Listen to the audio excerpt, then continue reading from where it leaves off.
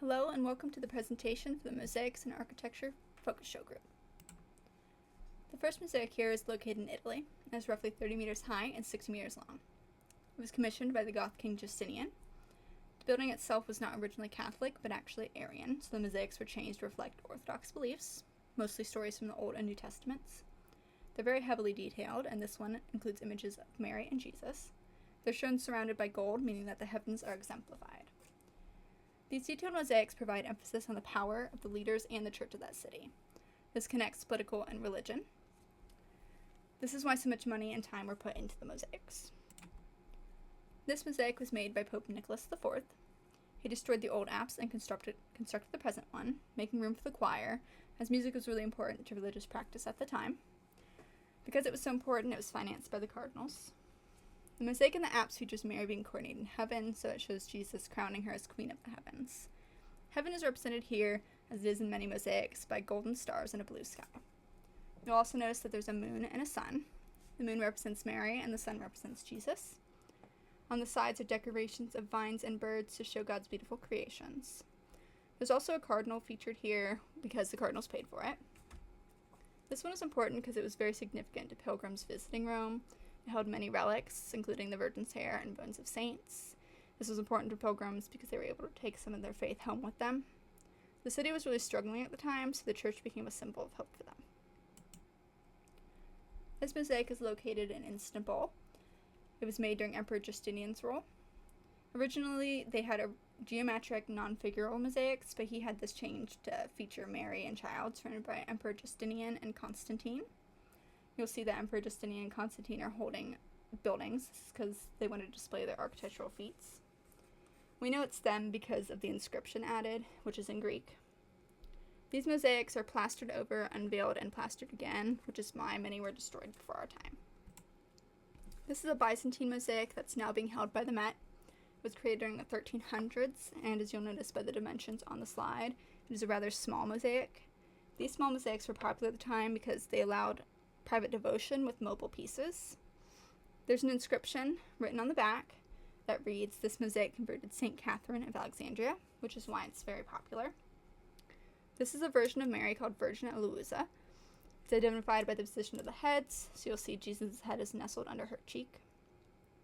These were popular because they were known for giving a strong feeling of compassion. This mosaic is located in Santa Maria, which is known to hold many medieval mosaics. The mosaics here are surrounded by golden walls that are decorated heavily. This mosaic in particular is in the apse of the church. The entire apse is covered by the biblical scene of the adoration of the kings. So you'll see there are 6 figures here. You'll see Mary holding Christ, 3 kings with offerings, and who is believed to be Saint Joseph behind Mary. The North Star is present at the top, which is what guided the kings. You'll see on the far left is the foreign land the kings came from to arrive to Christ.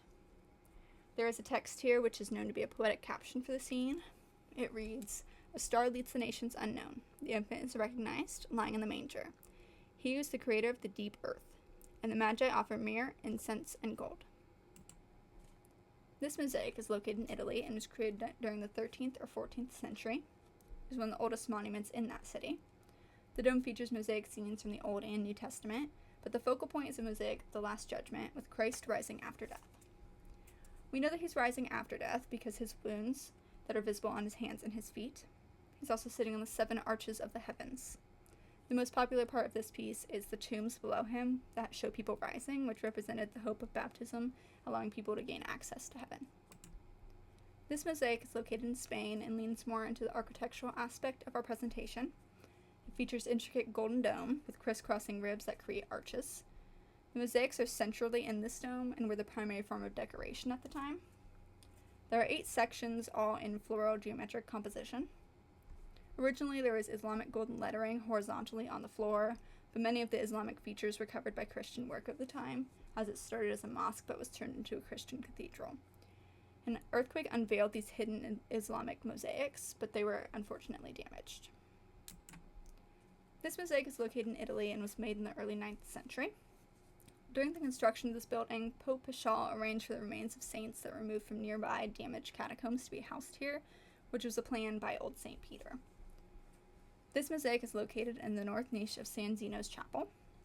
There are 4 figures of relevance, with the Lamb of God and stags drinking from the 4 rivers of paradise behind them. Theodora is one of the figures here. She was depicted because of her son Paschal, as he was the constructor. The saints were included because they were believed to care for Christian martyrs after death, giving hope to the people that visited. You'll see that Theodora's positioning with a square halo is there, and that implies it was a funerary portrayal, but that does not mean she was dead. It was more likely that she was alive and they wanted to honor her. This is another mosaic that's located in Italy, created in the 9th century. Pope Gregory IV had rebuilt and redecorated this church, and this mosaic apse was part of that. This one is heavy in symbolism, going from simple things like Christ wearing purple, which is a royal color, all the way to another square halo that's around Pope Gregory IV, which meant that he was alive but was being honored because he was the commissioner. There's a heavy political message in this piece, as it was a reminder of leaders being powerful enough to commission mosaics. The Pope commissioned for Peter and Paul to frame this mosaic in particular because they wanted to make a claim on Mark for their city. This also assured his rule and gave him authority over the church. My last mosaic here is located in Italy and was one of the more detailed mosaics of the time. It's located on apse walls, and you'll notice that there's heavy details and figural position were really thought out. One of those details is simple as darker complexion of Justinian compared to the other people, and him wearing a purple robe to show his royalty. Some of the more complex were things like clerics standing behind Maximian, while soldiers were behind Justinian. It really noticed that their powers were in different portions of the city. You'll also see that there are a lot of objects being held of importance, such as the bread and the cross. The soldiers on the right have shields with symbols on them. These symbols were a note of Christ's name, and this was important because the mosaic moved from them to a mosaic of Christ. In our conclusion, there's a few things I'd like to note on. The first is the political power. Something that we'd kind of mentioned before was the money commission. These commissioners were kind of showing their power by using their money, but also it got their name talked about and spread as people began to visit. The religious push was another really big aspect of the creation of these pieces. It kept hope in the faith, especially in cities that were struggling at the time, and it kept people grouped together, so it was easier to get messages across to a larger group of people. And it gave the commissioners a hand in religious proceedings. Lastly, I'd like to talk about the strength and importance of these pieces. When speaking about the strength, it's important to note that there was a lot of time put into the work to make sure that they would last over long periods of time, and that's why we can see them still today. When it comes to importance, thinking about all the money and time that could have been put into creating buildings or getting food, instead they made sure that these pieces were being created. Thank you for your time.